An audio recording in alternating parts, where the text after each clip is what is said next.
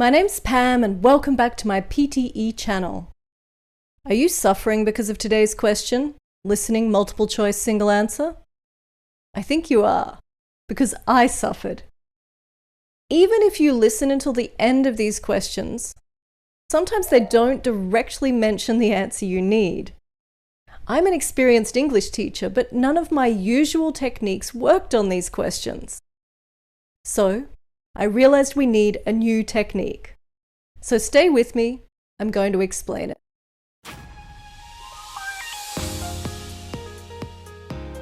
This is today's schedule to beat today's question.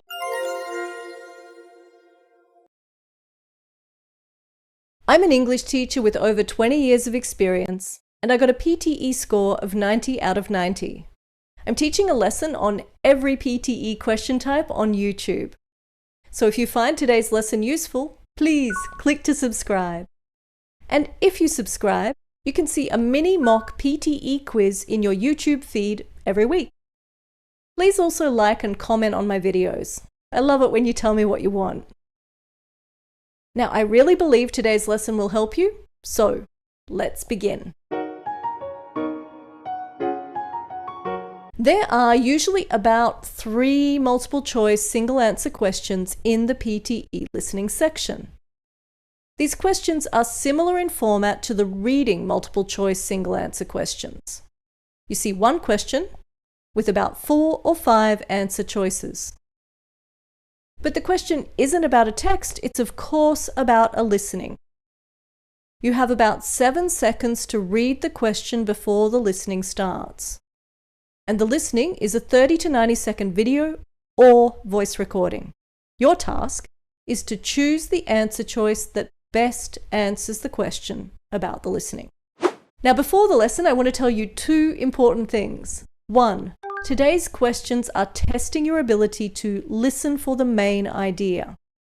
Now, PTE doesn't specifically promise that every question's about the main idea, but I have found that every single question does ask about the main idea. So I have confidence that today's techniques to find the main idea will help you.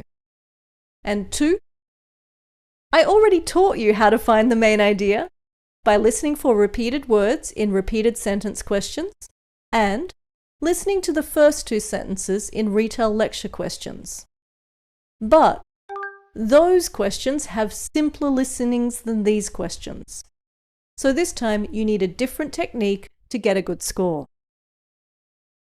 Okay, let's start. Follow this 4-step process. Step 1, repeated words. Step 2, disorganized notes. Step 3, main idea. Step 4, best match.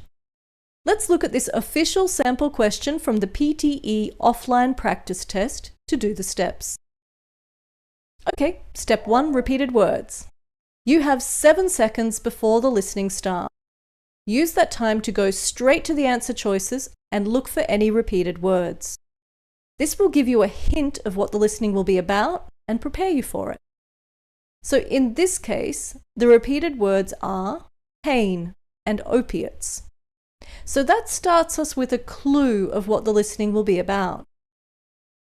Step 2. Disorganized notes. And what do I mean by disorganized notes? Well, in some of my videos, I strongly recommended a technique of organized notes. And it worked for other question types because the main idea often comes first and other details later. However, in this question type, it's often impossible to work out the main idea until the end of the listening. The main idea is often quite hidden. So, you should take notes of every detail you can. Shorten your words, write fast. Just try to get as much information as you can down so you'll remember it.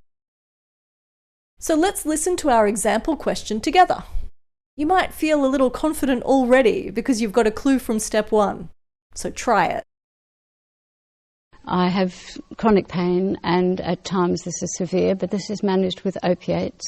I know the general public has a very perverted view of opiates because they think street addiction, heroin, drug smugglers. However, if prescribed correctly by doctors in the right dose for your height and weight, and you manage it well yourself, I haven't increased my dose of 80 milligrams of morphine in the last 18 years. So that's a fairly good illustration that, no, you don't double it every 10 minutes the way the general public think. And also it's very well looked after by the government. I have to present myself to my GPs, who all get to know me very well, every 30 days, and they have to phone Canberra to have authorisation, and I get my monthly dose of opiates to keep me going for the next lot. How was it? Did you take the same notes as me? Now I just want to show you the transcript of the listening, so look away now if you don't want to see it. So the notes can be disorganized, but the important point is that I collected a lot of information. You need at least 3 pieces of information. Now, why do we take notes like this for this question type? Step 3 will explain this. Now, step 3. It's the most important part of this question. It's where you look at your notes and from them, work out what the main idea is. So what you have to do here is to decide what is the one main point that all your notes support. You'll find a lot of details which might explain the main idea. You have to think, what idea could these details support? And that will be your main idea. For example, look at these notes.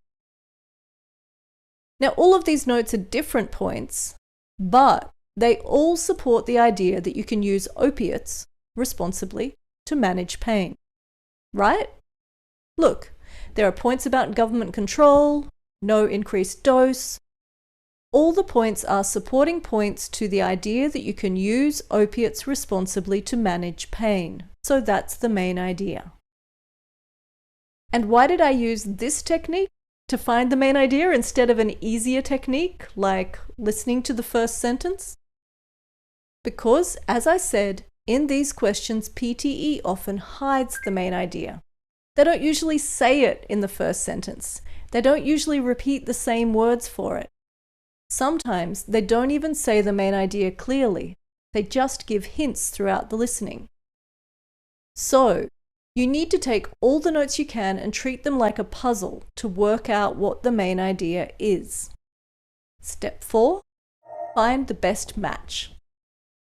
Now that you already have the main idea, you need to decide which answer choice best matches that main idea.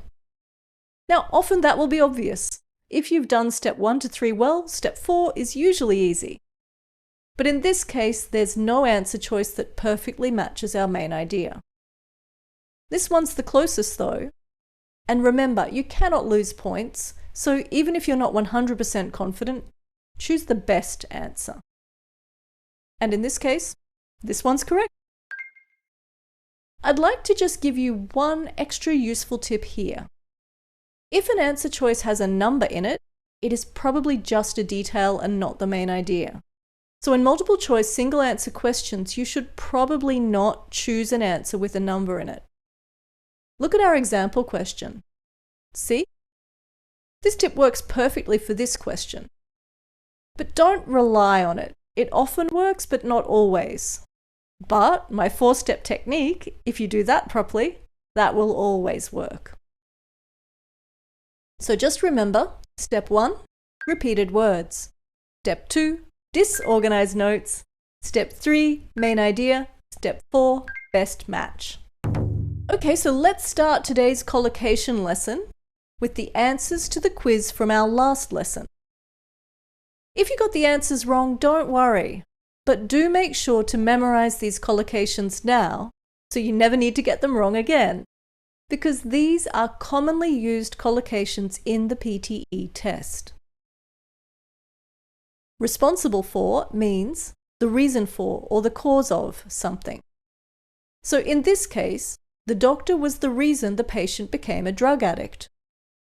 Also, even though other words might match the meaning of this sentence, responsible was the only word that goes together with for, so it's the only correct answer.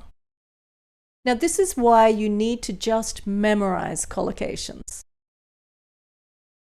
The next answer is relevant to, because none of the other words go together with to. Relevant to means connected to. The last sentence means the patient can work a full-time job while being medically treated. Capable of doing something means can do something. Okay? But it's not capable to, not capable for, it is capable of. Okay, so these collocations all followed a pattern of adjective plus preposition. And I'm going to give you a list of 10 more of the most commonly used adjective plus preposition collocations in English. Here. Now, I recommend you use the most commonly used prepositions. But the most important thing, make sure you do not use prepositions that are not listed there at all. And now, here's a completely new collocation quiz for you. You'll get the answers to this quiz at our next lesson. And can you believe it? Our next lesson is on the 19th question type of the 21 question types in the PTE. So, we have almost completed our PTE question type series. Please drop a note in the comments for me. After I finish lesson 21 on our PTE question types, what would you like me to teach you next? Maybe some grammar? Vocabulary? Pronunciation? How to improve your fluency? I'd love to teach you some general English too. Anyway, let me know what you'd like in the comments. And, as always, please subscribe if you like my lessons and want to see more of them. See you next time for our 19th lesson, Select Missing Words.